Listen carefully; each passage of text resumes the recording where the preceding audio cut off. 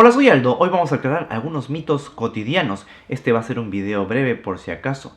En anteriores videos he dicho que el canal iba a pasar por una transición, pero esta transición iba a ser de golpe, así que no estén diciendo después, ¿de dónde quedan los videos largos? No sean impacientes. ¿Te has preguntado alguna vez si es bueno que dejes llorando a tus bebés? Bueno, si es que tienes bebés, si no tienes, si eres muy joven, puedes dejar llorando a tu peluche.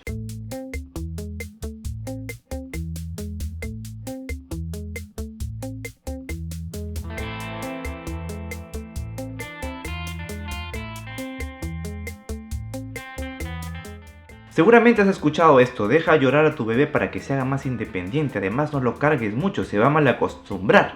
¿Es esto cierto? Vemos qué dice la ciencia. La realidad es que hacer esto puede resultar contraproducente. Estudios han demostrado que el ambiente en el que se desarrolla el bebé, especialmente durante el primer año de vida, y el vínculo que forma con su cuidador principal son determinantes en el desarrollo neurológico del menor.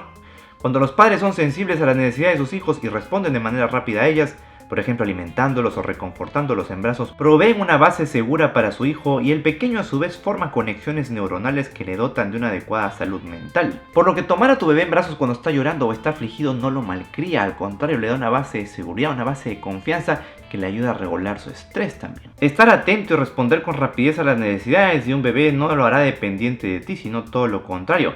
Le permitirá explorar el mundo con seguridad y ser más independiente en el mediano y largo plazo.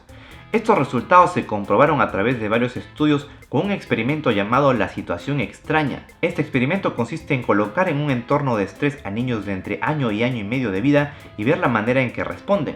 Se coloca en un cuarto al niño con su madre, se dejan solos por unos minutos, posteriormente entra una persona extraña a la habitación y finalmente sale la mamá del cuarto por unos minutos dejando a su hijo solo con el desconocido. Lo interesante no es lo que hace el niño cuando se lo deja solo, sino lo que hace cuando llega su mamá. Niños cuyas madres han sido sensibles a sus necesidades y han respondido a sus requerimientos de manera rápida en sus primeros meses de vida, logran calmarse de manera casi inmediata cuando su mamá entra en la habitación. Casi instantáneamente son capaces de volver a jugar y explorar, pues hallan seguridad y calma en presencia de su madre.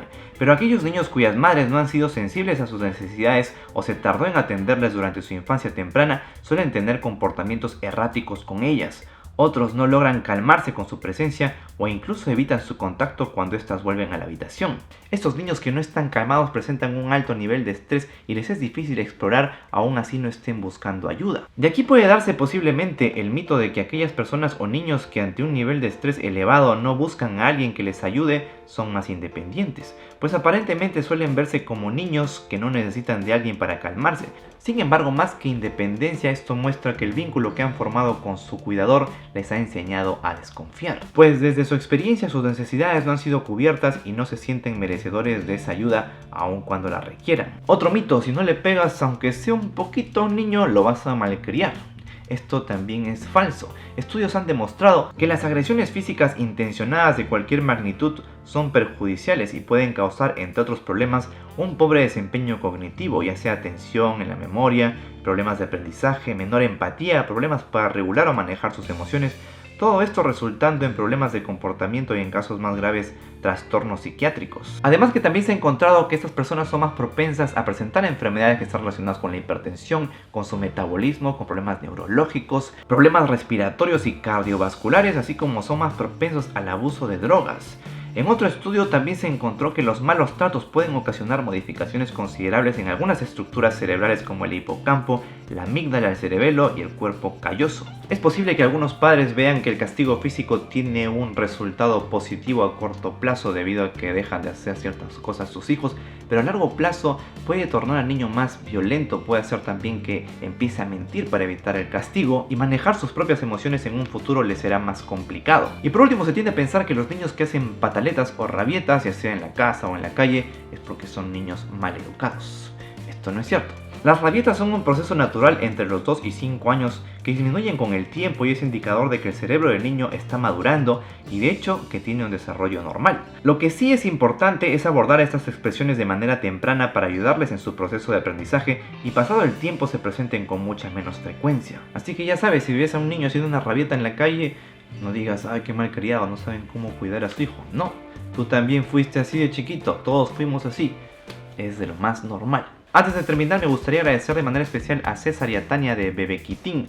Ambos son profesionales dedicados a difundir información fidedigna para papás, niños y adolescentes enfocados en la crianza y la vida familiar. Tienen un canal con videos muy ilustrativos y también una página web para los interesados. Gracias a ellos por ayudarme con el guión de este video. Voy a dejar el enlace a su página web y a su canal aquí en la descripción, así como las fuentes científicas de donde he sacado esta información.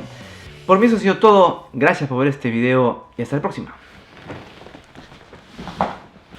Así, cuéntanos acá abajo en los comentarios si le tienes más miedo a la chancla que al coco.